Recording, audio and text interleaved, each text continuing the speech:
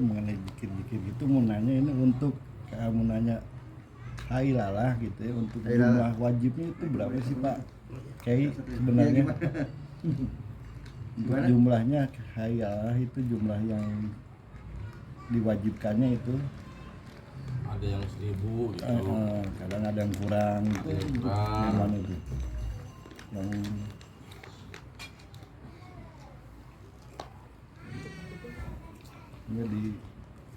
jadi hailalah itu para ikhwan sekalian ini alal akal. Ya paling sedikit itu 1000. Kalau Paling sedikit. Kalau bisa antum jangan pak ngambil paling sedikit ya. Paling enggak 1100 atau 1200. Ya, itu satu. Karena orang yang zikir hailalah ini banyak, saya tahu di mana markasnya tempatnya ini, saya tahu yang cuma 400, cuma 800, itu nggak sah hailalahnya. Man zakarul hailalah duna alaf fakaan nama sholatal maghrib rokaatain. Ada seorang syarif, saya lupa siapa itu syarif siapa itu. Jadi barang siapa yang zikir hailalah nggak sampai 1000, maka itu sama juga dengan sholat maghrib 2 rakaat. Nggak sah. Ya, jadi di dalam beberapa kitab Bughyatul Mustafid semua itu dijelaskan itu semuanya itu 1000 minimal. Adapun lafadznya, saya alhamdulillah berapa kali ke Maroko, pernah juga saya ikut waktu itu hailalah di daerah Agadir Maroko. Itu zikirnya ya seperti yang kita baca la ilaha illallah 500, kemudian setelah itu sisanya 600, kemudian sisanya 600 lagi Allah itu ada benar. Atau kalau misalnya ada ikhwan Tijani dari awal sampai akhir hailahnya Allah itu sah.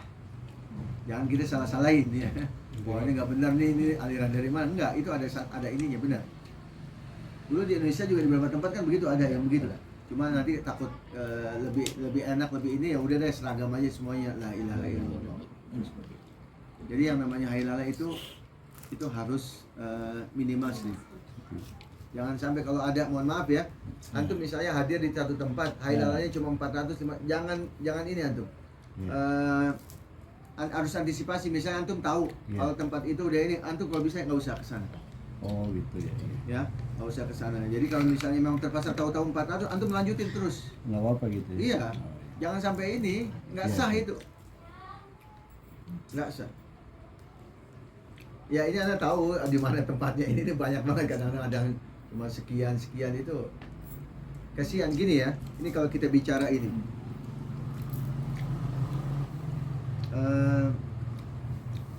Di dalam pesantren misalnya nih, saya ini kan ilustrasikan, contohkan dengan pesantren misal.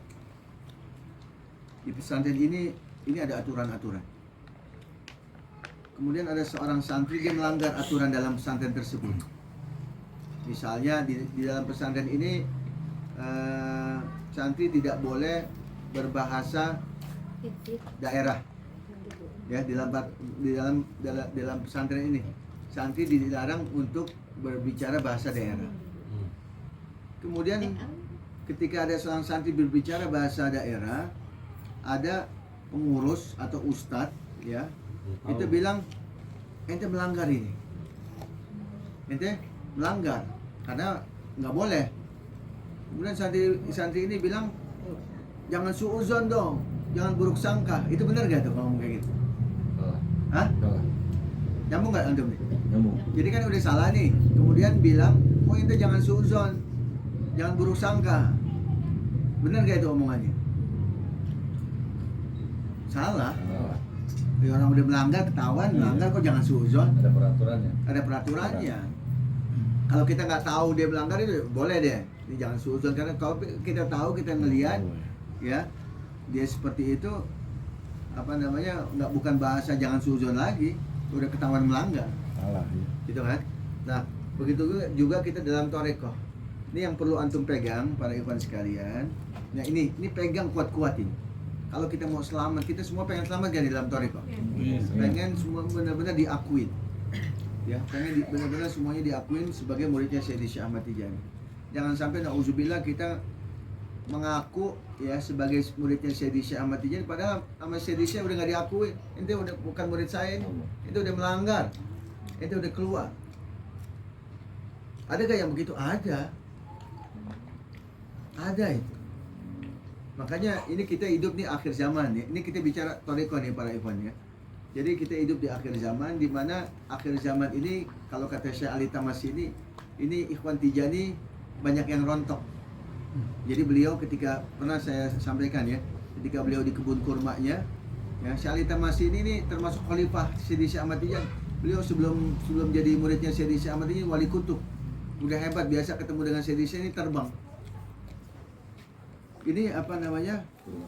Kurma ya. Itu ketika beliau di kebun kurma itu banyak yang rontok. Ya, beliau mau kurma jatuh satu tandang, kemudian beliau pengen ngambil kurma tersebut, ternyata banyak yang rontok. Apa kata beliau? Hakada akhwalu Tijani fi akhir zaman. Oh kama qala. Beginilah keadaan Ikhwan Tijani. Ya beginilah keadaan Ikhwan Tijani akhir zaman. Banyak yang rontok. Banyak yang nggak bisa berpegang teguh sama aturan-aturan.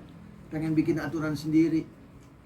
Jadi ya kalau bikin aturan sendiri ya susah. Kita ini patokannya para ikhwan sekalian dalam toreko itu Sayyidi Syekh Ahmad Tijani. Mohon maaf ya, bukan muqaddam kita. Kalau muqaddamnya benar sesuai dengan kitab-kitab Tijani, sesuai dengan aturan Sayyidi Syekh Ahmad Tijani, ikutin. Tapi mohon maaf, walaupun muqaddamnya seorang muqaddam ya, kalau misalnya jalannya udah nggak sesuai dengan Sayyidi, nggak usah diikutin. Tetap kita sebagai muamalahnya harus hormat, takzim, ya. Harus tetap. Tapi kalau urusan toriko ini ada aturannya, jadi harus dibedakan antara kita menyikapi seorang bersikap kepada siapapun, ya ini harus baik. Bahkan seorang ahli maksiat kita harus baik, ya. Apalagi sama guru kita, sama seorang muqaddam. Tapi kalau urusan toriko para ikhwan sekalian ini ada aturannya. Mohon maaf, siapapun, walaupun siapa yang wali besar, seorang kiai punya pesantren, ini harus ikutin aturan. Al khairu kullal khairi fil ittiba wa syarru kullal syarri fil ibtida. Kalau kita mau berhasil dalam toreko, kita ikuti ittiba, ikutin aturan. Dan aturan toreko Tijani ini hakikatnya dari Rasulullah. Karena toreko Tijani toreko Rasulullah. Dan kebalikannya, kalau kita ingin jeblok, kita ingin sia-sia, ya nggak berhasil dalam toriko, kita fil ibtida, bid'ah, bikin aturan baru. Nah ini memang ya mohon maaf ya, toriko Tijani ini kan datang ke Indonesia bisa dibilang muakhiran, agak sedikit telat, ya dibanding ke negara-negara yang lain. Jadi ibaratnya aturan toriko Tijani itu nggak gamblang, nggak dari A sampai Z awal-awalnya, betul nggak? Ya kan? Dibanding negara-negara yang lain. Nah tetapi memang ya setelah para masyayikh banyak datang ke sini, kemudian kitab-kitab terus komunikasi dengan luar itu, dengan para cucunya Sayyidi Syekh Ahmad Tijani udah terbuka ya. Sekarang ini kalau kita ada masalah-masalah toreko bisa langsung kita tanya dengan cucunya Sayyidi Syekh Ahmad Tijani. Ya dengan siapapun yang mungkin kita anggap dia capable ya dalam bidang toreko, langsung ketahuan jawabannya. Jadi yang berhasil dalam toreko ini para ikhwan, dia ini yang mau menganalisa, dia mau keluar ya dari tempatnya, dia mau belajar ya, oh ternyata ini toreko Tijani seperti ini dan mau berubah. Itu berhasil. Nah kadang-kadang mohon maaf ya, ada orang yang udah bertahun-tahun, oh enggak ini enggak begini, saya pokoknya ikut ini saya, dia guru saya. Ya mohon maaf, kadang-kadang mungkin gurunya itu kurang pas. Makanya yang berhasil tuh yang mau berubah. Oh ini ternyata aturan Tijani ini seperti ini. Ini kitab-kitabnya ada semuanya, para masyayikh apa segala. Oh ini begini-gini, kita ngikutin insya Allah selamat. Kalau kita udah nganggap, oh enggak ini begini, ini udah pokoknya guru saya kan wali, guru saya ini, nah itu susah. Ikutin aturan. Nah ini kembali, jadi ini dua pegang ya, kita pegang ini dalam Thariqah Tijani ini dua hal. Kalau kita ingin disebut sebagai murid ya Syekh Ahmad Tijani, ini pegang dua hal ya, bukan tiga, bukan empat, bukan satu juga, tapi dua. Yang pertama apa? Yang pertama adalah qabulus syurut, menerima syarat-syarat dalam Thariqah, menerima aturan-aturan di dalam Tijani. Kita mau masuk Thariqah nggak ada maksa. Orang mau masuk Thariqah Tijani nggak ada maksa. silakan mau masuk toreko mana aja mau, tapi ketika ingin masuk ke dalam toreko Tijani harus ikutin aturan. Siapapun dia, ulama sehebat apapun masuk Tijani nggak bisa dibikin aturan sendiri, ikutin aturan. Udah ada ini. Orang mau masuk Islam, ya non Muslim mau masuk Islam, ya, tapi nggak ada paksaan dia mau masuk Islam, mau nggak lah ikrah fi din. Tapi ketika dia menyatakan masuk Islam, maka dia harus ikutin aturan dalam Islam, betul nggak? Tuh. Sholat, puasa, ya segala macam, bukan bikin aturan lagi. Nah begitu juga dalam toreko, harus ikutin aturan. Orang mau masuk pesantren, ya, di mana Al-Maksum ya.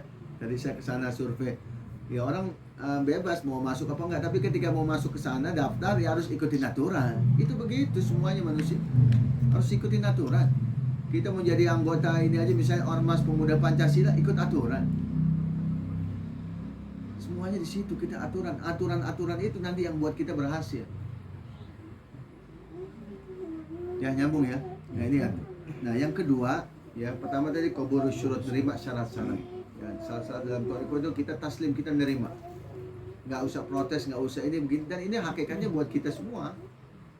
Nah yang kedua para ikhwan sekalian adalah al-iltizam bi aurat al-lazimah, ya, yaitu kita menjalankan wirid-wirid yang diwajibkan, yaitu ya wirid sobah, wirid masa yang kita biasa sebut dengan lazim sobah, lazim pagi, lazim sore. Kemudian wazifah hailalah. Ini ikhwan Tijani 2. Jadi nggak bisa ikhwan Tijani misalnya, oh saya nerima syarat-syarat tapi nggak zikir, nggak bisa. Karena harus 2 ya. Karena harus 2 nggak 1 nggak. Nggak bisa ikhwan Tijani, oh saya udah saya nerima, aku paham, saya nggak ziarah kubur, saya nggak ini gabungan toreko Tijani dengan toreko yang lain, saya ini nerima, tapi nggak zikir, nggak lazim, nggak wajib, nggak bisa. Atau kebalikannya misalnya, ya dia wiridnya luar biasa, rajin banget, tiap hari hadir ke zawiyah, wazifahnya, hailalahnya, wazifahnya bisa misalnya 3 kali, 5 kali, tapi mohon maaf nabrak aturan, suka ziarah-ziarah ke wali-wali lain, ya kemudian juga gabungin toreko Tijani dengan toreko yang lain, nggak bisa. 2 aja nih Anda pegang.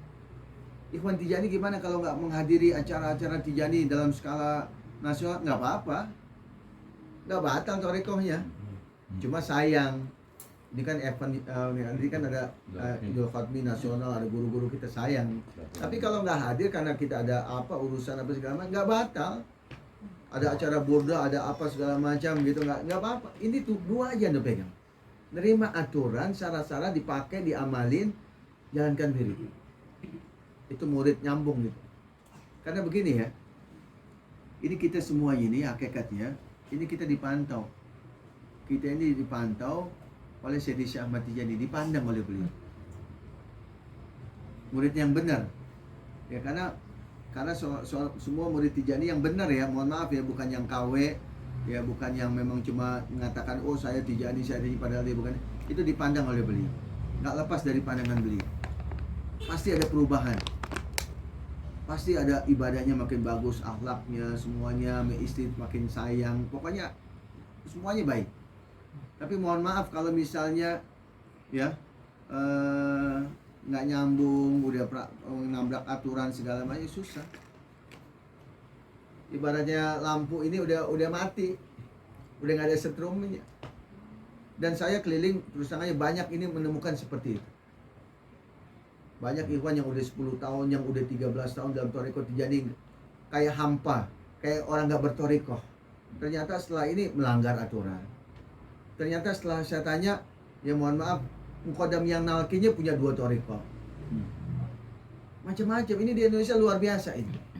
Makanya antum kalau mau berhasil, lihat kitab-kitab Tijani, belajar. Ikhwan Tijani itu harus belajar, harus punya ilmu. Makanya Syekh Muhammad Al-Hafidh mengatakan bahwa toreko ini jangan lepas dari 3 hal. Yang pertama wirid, yang kedua ini mudzakarah, seperti ini kita nih belajar, ya. Yang ketiga ini akhlak, adab. Ini aja. Nah ini ikhwan Tijani harus punya ilmu. Jadi bukan katanya dia tanya dia ini begini. Jadi dia tahu mengamalkan toreko itu dengan ilmu. Jadi ketika siapapun yang melanggar, misalnya mukodamnya melanggar, karena mukodam juga bisa melanggar. Mukodam itu nggak maksum, ya bisa aja dia salah. Jadi tahu, oh ini mohon maaf nih mukodam kita udah melanggar nih, udah nggak ini nih, udah batal ini. Itu udah tahu. Karena kalau kita nggak punya ilmu kan jadi ngikutin aja. Wa kullu man ya'malu bi ghairi ilmin amaluhu mardudatun la taqbal, kan? Siapa yang menjalankan suatu amalan nggak ada ilmunya bisa ditolak. Semuanya harus ada ilmu, kita belajar, harus belajar. Oh ini begini toreko yang benar, jangan katanya ini begini semua. Jadi patokannya ya kita begini, para ikhwan sekalian, Syekhul Auhad fi toreko Tijani Syekh Ahmad Tijani. Ya, satu-satunya syekh dalam toreko Tijani itu Syekh Ahmad Tijani. Itu kita kesana, lihat kesana ke beliau. Ya, muqaddam yang lainnya apa segala macam itu sebagai pembawa aja, membantu antum menyampaikan kepada Sayyidi Syekh Ahmad Tijani, naib wakil beliau. Kalau mohon maaf ya, kalau muqaddam udah nggak sesuai nggak usah diikuti. Ada pernah ceramah itu ya, dengan ada beberapa muqaddam itu Anda sampaikan kalau seorang muqaddam udah nggak bisa dijadikan panutan dalam bertoriko, nggak usah diikutin. Patokan kita Sayyidi Syekh Ahmad Tijani, kita mau jadi muridnya muqaddam apa muridnya Sayyidi Syekh? Ini saya ngomong mohon maaf ya agak sedikit agak tegas ya, karena ini aturan, jangan sampai kita ini bertahun-tahun dalam toreko sia-sia buang-buang waktu. Karena begini, at-toreko lisodik walaysa lisabik. At-toreko lisodik walaysa lisabik. Jadi toreko ini buat sodik, buat orang-orang yang sodik, yang jujur, yang mau nerima aturan. Bukan lisabik, bukan orang yang udah lama masuk Tijani. Orang lama ya 10 tahun, 20 tahun, 30, kalau nggak bener dalam torika mau ngapain? Mendingan orang yang baru bener ini langsung ngegas dia nih. Jangan sampai kita mohon maaf ya bertahun-tahun, wah ternyata nih kita nggak diakui sama Sayyidi Syekh. Dan begini, ini lagi perlu digarisbawahi. Aturan-aturan di dalam toriko Tijani itu jelas. Ya, bukan sesuatu yang gaib. Jelas dari A sampai Z ada kitabnya, semuanya jelas. Bukan suatu yang gaib, oh ini remang-remang suatu yang khurafat. Enggak, toriko Tijani aturannya jelas. Memang ada ya para muqaddam yang memang Allah udah kasih ini, ketika ngelihat ikhwan ente udah batal nih. Ada yang seperti itu. Ya, tapi kita jangan anggaplah ini nggak ada dulu. Aturan-aturan aja. Ketika ada seorang ikhwan Tijani melanggar begini-gini, bisa bilang yang lainnya, ente udah batal ini. Ente melanggar. Lihat di situ pelanggarannya gimana. Kalau pelanggarannya sampai dia membuat dia keluar dari Tijani, harus ditalkin lagi. Saya pernah dengar dari seorang ikhwan di Probolinggo ya, Ustadz Aidil, itu beliau pernah cerita ke saya bahwa beberapa tahun yang lalu ya udah lama itu saya Badri ya, Kiai Badri Mas Duki pernah mengatakan kepada beberapa ikhwan, ente semua ini batal torekohnya. Nah, kemudian mereka tanya, kenapa ini Kiai batal? Ternyata ikhwan yang dibilang batal ini jadi panitianya haulnya Syekh Abdul Qadir. Jadi ikhwan Tijani jadi panitia ya haulnya wali lain. WO termasuk WO gitu ya? Hah? Termasuk WO gitu ya? Iya batal, harus tajid lagi. Kenapa dia jadi panitia wali lain? Itu kalau hadaratnya ke Syekh Abdul Qadir kan suka banyak nih kita di lingkungan kita gitu kan. Kan kita udah Tijani nih, tapi masih ada juga yang hadaratnya ke Syekh Abdul Qadir gitu. Dulu kita udah pernah bahas itu, yang 8 hal ya yang menyebabkan ini. Saya ngomong begini ya para ikhwan sekalian, ini nggak ada maksud apa-apa semuanya. Saya pengen nih biar lurus perjalanannya. Jangan sampai kita sia-sia dalam toreko bertahun-tahun. Kita lebih bagus kan berhati-hati, ya kan? Kita lebih bagus kan berhati-hati. Kalau ikhwan Tijani dia hadarat, dia tawasul ke wali-wali lain, maka batal torekonya batal. Dia di kitab yang pernah itu anak kita bahas kan 8 hal itu. Bahkan menghadiahkan ya Al-Fatihah. Ya menghadiahkan baca sholawat Fatih, menghadiahkan sedekah. Ya sedekah ini dihadiahkan ke wali tertentu, misalnya di luar Tijani ya. Kemudian juga misalnya baca Quran dihadiahkan wali tertentu, ini batal. Hati-hati. Makanya perlu ilmu kita. Perlu ilmu. Itu pernah kita bahas waktu itu ya, yang saya pernah kali saya datang ke sini. Ya, 8 hal yang menyebabkan seorang ini ikhwan lepas. Nanti rekamannya saya putar lagi.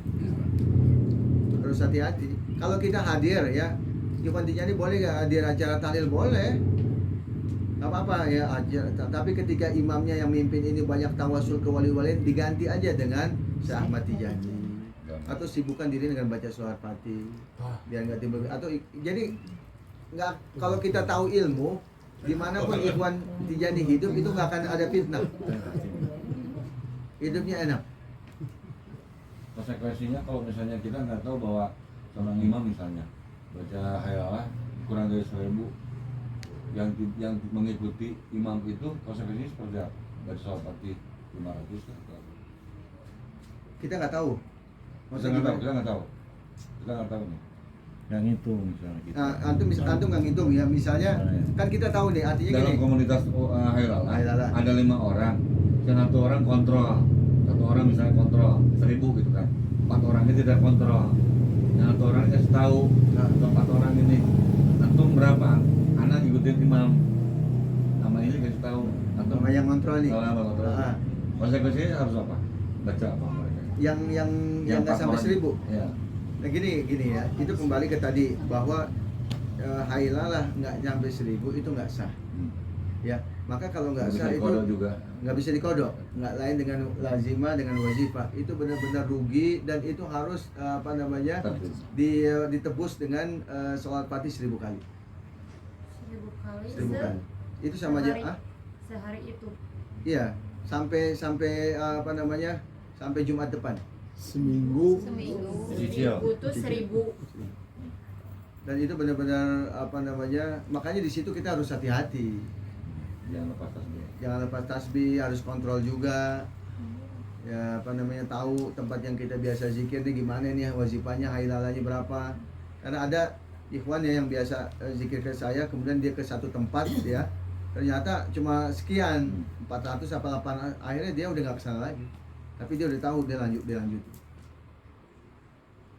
Nah ini juga penting kita sama siapa kita berzikir ya, teman-teman berzikir itu penting juga di situ. Karena bisa berpengaruh buat kita. Misalnya ada menghadirin pertemuan, terus kita terlambat, misalnya Pak Kiai terlambat datangnya waktu di atas Pak Kiai itu udah mulai, kita terlambat datangnya misalnya. Pertemuan. Ya misalnya ke pertemuan hilalah misalnya gitu, terus kita terlambat datangnya misalnya, terus misalnya itu tuh udah berjalan, kita baru datang kan, apakah kita nyusul atau Masbuk ya. Masbuk. Iya, kalau kita masbuknya lagi wazifah atau hailalah. Hilalah. Ya waktu hailalah datang nih kita misalnya agak terlambat terlambat. misalnya gitu Ya agak terlambat. waktunya. Ya kita pegang tasbih, kita ikutin. Nah gini pintar-pintar kita nih, Iya, ya. iya. Pintar-pintar kita kalau waktunya memang kita mepet nih. Ya kita datangnya misalnya 15 menit 20 menit ya. Itu kan kalau kita ngikutin juga nggak, kita udah lambat nih. Ini Iya. imam udah 700. Iya. Ya. Ya dan ini waktunya mepet. Kalau imam selesainya misalnya itu langsung azan tuh kan nggak ini Habis kita. waktu, iya. Ya. Nah, itu kita udah ngambil sendiri aja tuh. Ditambah lagi gitu. Iya, karena kalau nambah lagi maghrib nanti. Iya. Makanya ikhwan ini harus memang menyediakan waktu khusus itu. Artinya Jumat ini jangan diganggu gugat. Sampai misalnya gini, seorang ikhwan nih misalnya mau kumpul ke satu zawiyah. Kemudian di tengah jalan macet susah nih. Kayaknya kalau nyampe ke zawiyah itu maghrib. Masuk aja ke masjid, satu masjid yang dekat di parkir, dia mulai hailal. Dibanding dia datang ke sini nggak ke zawiyah itu nggak keburu, ya kan? Maghrib ya. Saat maghrib cari masjid ya, udah dia mulai. Nyambung nggak? Nyambung. Nah di situ ikhwan tuh harus pintar melihat kondisi. Kejar doa hayalalahnya daripada wajibah gitu. Iya, Wajibah bisa kodok kan. betul. Wazifahnya bisa nanti. Wajibah bisa nanti. Bisa nanti. Bisa habis Mepet maghrib. banget misalnya mau ke maghrib. Nah, Udah. jadi kalau waktunya Kita misalnya sama. ada cuma 30 menit. Ya, waktu cuma 30 menit. Ya, hari Jumat antara asar ke maghrib, nggak usah lazim, nggak usah wazifah, langsung Hayalah. hailala. Nanti lazim yang lainnya itu bisa Kodok. habis maghrib. Habis maghrib. Habis Maghrib. Jangan kodok. Iya.